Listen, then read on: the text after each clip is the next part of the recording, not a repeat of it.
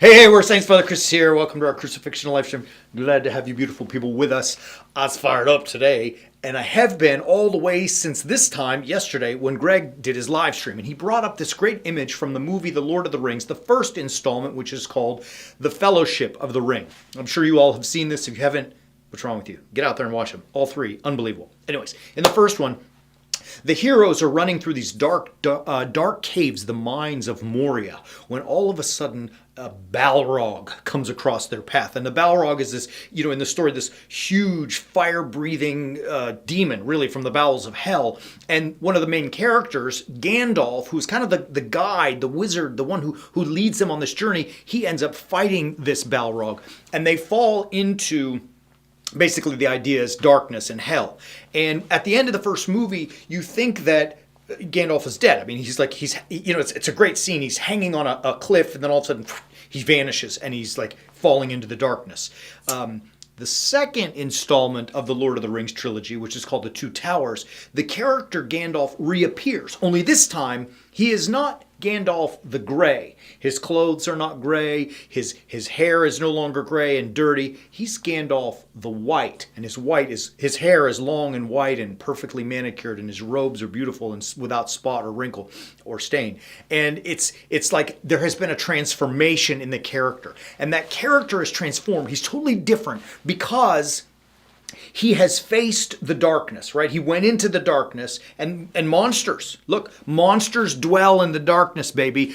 And don't tell me no, because when you were a little kid, just like me and just like Greg and all of us, we were afraid to look under the bed when it was dark because monsters are in there. And sometimes we didn't want to open the closet because we didn't know what kind of monsters were in there, right? Darkness is where the monsters live.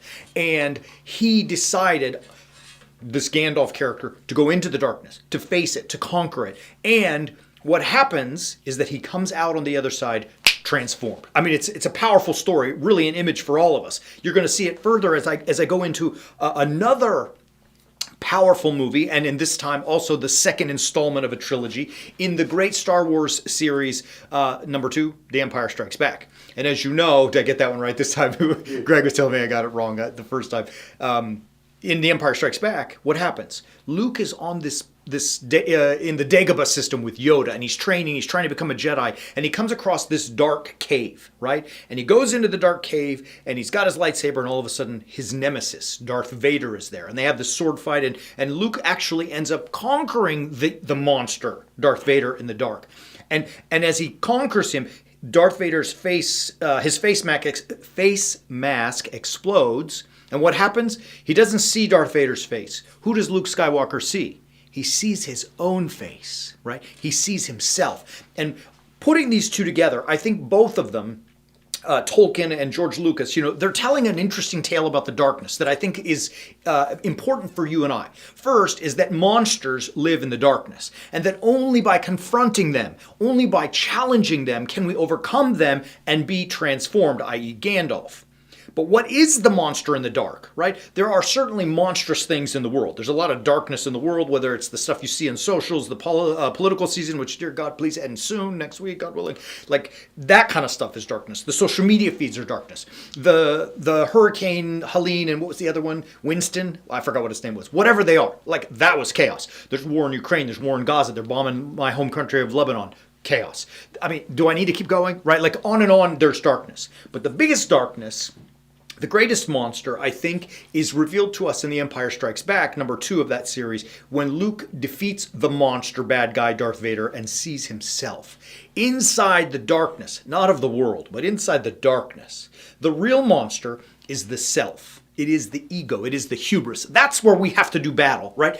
That's the real battleground, the battleground of the heart. And here's why we are our own monsters. I don't think it's particularly because you are bad people. I hope that I am not a bad person. I am trying. I do bad things for sure. I'm a sinner, but I'm trying to be a good person. I don't think that it's that I'm inherently bad. The darkness, the monster. When I look at my own face, the way Luke Skywalker looked at his in the costume of the monster, is because I know that no matter what I say or how hard I work, I am not what I am supposed to be. I think the real monster is me recognizing that somehow I have fallen short from what God has asked and called me to be and do. That's probably because of my own fear, my own laziness, sloth and laziness, all that kind of stuff, my own lack of understanding. Whatever my sins may be, I'm not what I'm supposed to be. And look, I'm working hard every day to be really a good person, a good man, a good teacher of the gospel, a warrior saint.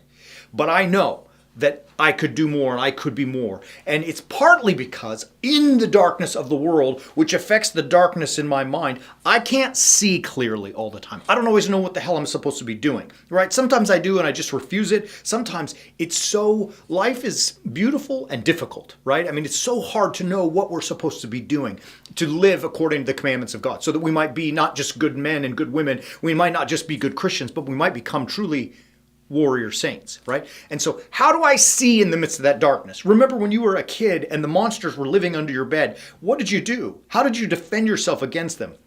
You might have had your mom or dad put a night light in the room.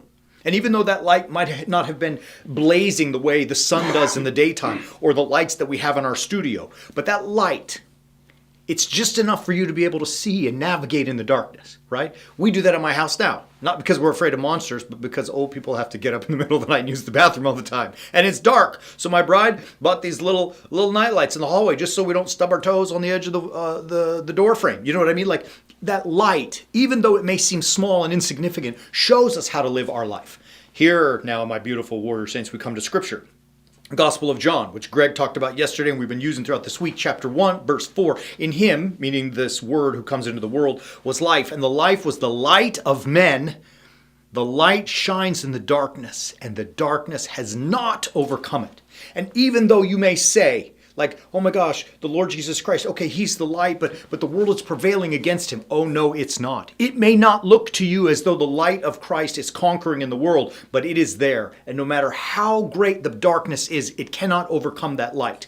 The challenge is, the choice is for you and I, as Greg said yesterday, when he was struggling through the airport with, one set of ladies was complaining about the delayed flight and one set of ladies was just being happy and making the most of it in the midst of the delay. There's a choice. And that choice today I'm throwing before you, our beautiful warrior saints. What are you going to do? Are you going to take that light of Christ and do the business and live as a warrior saint? Or will you let that darkness overwhelm you and continue to crush and oppress you, right? For a long time, I did that. I didn't know what to do. So I let the darkness oppress me and crush me. But I decided enough was enough. I'm not going to do this anymore. And so I'm encouraging you to also take the light of Christ into your hearts, into your minds, into your actions. Let's engage that monster within, the ego, the hubris, you who are not what you know you are supposed to be, and let's get some. And how do you do that? There's only one answer. You must live as Christ lived. How did Christ live on the cross? How did the cross conquer? It slew death through his death. You too must live that crucifixional life, right? We say it on every episode. Being crucifixional is being like Christ, putting our will aside in order to do his will. And so I think there's a couple of steps here you got to understand. Number one is confront the darkness. Acknowledge it. Recognize it's there. Look, you are probably beautiful people. And if I know you, then I obviously already love you because we've, developed a relationship. And even some of the people out there who, we have now created some kind of a synthetic online relationship. I think you're great people, amazing people. So you got it in there. Acknowledge, however, that there could be something more. That darkness, that you that's in there that is not living to its full potential, it's time to confront it and say, all right, I recognize you. I will no longer ignore you. No more ostrich, no more hiding. I'm going to acknowledge you. I am going to, as Gandalf did with the Balrog, engage. I'm going into the darkness and I will fight with this monster, right? And really dedicate and put yourself in the position to learn, to grow, to read, to study, to experiment, try things that are hard, that sometimes may make you uncomfortable, but are crucifixional, sacrificing your own will in order to do God's, so that as you confront this darkness and you want this growth, you can start to see even small baby steps forward. And in that, by building upon it with another, boom, soon you have a streak. And streaks, my brothers and sisters, they matter. The second part of that is, look, and don't you dare worry about it. If you start to make these strides forward, you're starting to better your life, people will be uncomfortable with that. They're uncomfortable with seeing you make progress and change in your life. And they may say things like, you've changed. Or like, I hear it all the time, Father Chris, we can't ever get access to you anymore. You're so busy, right? I mean, and it hit me, I feel bad because I love people and I want to be with them, but I'm trying to make myself a better man.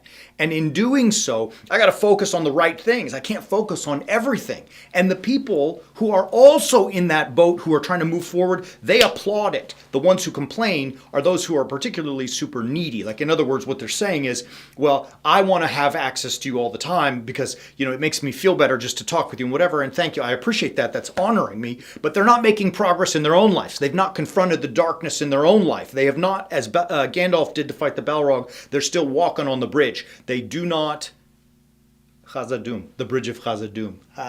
They have not decided to make a positive change in their own lives. And so rather than even acknowledge that, it's easier to say, oh, you're doing bad things, you're so busy and blah, blah, blah, because they don't want to get into the fight themselves, right? Like, so expect it. Realize there will be people who will come after you, or not even in a nasty way, but in a way to say, like, you can see that they are expressing their own fears and their own shortcomings because they, unlike you, are not involved in making themselves better men and women, warrior saints, right? The last part of all this, and really I think maybe it's the most important part of it, is don't you ever quit. Look, when you are fighting monsters, you will lose some battles, right? I do every single day. Luke Skywalker did. I mean, eventually that same Darth Vader chopped his hand off in the second one. In the third one, he got a mechanical arm, right? And he ends up winning the day because he didn't quit. He didn't stop. He kept going. Likewise, Gandalf, right? He fell into the deep, dark pits of hell, basically, when he was fighting the Balrog. But if you watch the second installment of The Lord of the Rings, which is called The Two Towers, he comes back no longer as Gandalf the Grey, no longer in gray, dirty, tattered robes with a messed up hair and a dirty beard. He's all white, and he's known as Gandalf the White, with perfectly manicured white hair, perfect garments that have no stain or wrinkle upon them. He has been transformed, right? Because he did not quit. And they show you the scene where he fought the Balrog and he fell from heavens, into the deepest recesses of hell for hour upon hour. It was a long, drawn out fight where he was getting beaten and bludgeoned, and yet he didn't quit. As Christ himself did not quit on his journey to the cross and thereby conquers. Same for you and me. All right, Warrior Saints, I think the message hopefully is clear. I beat a horse pretty dead today, but I felt fired up about it because you know what? Like, that light that helps us see in the darkness is the cross of Jesus Christ, living crucifixionally. And if you do that, no matter how awful that monster of your lack of potential within your own life may seem or feel to you, if you live crucifixionally, you're going to see, I promise you, one step each day, farther and farther, till all of a sudden you wake up, and though you may not be in a movie, you might be transformed, just as Gandalf the White was, just as Luke Skywalker becomes a Jedi, so too you might become a warrior saint. Love you, beautiful people. We will be back tomorrow, and as always, keep walking on the way of the warrior saint.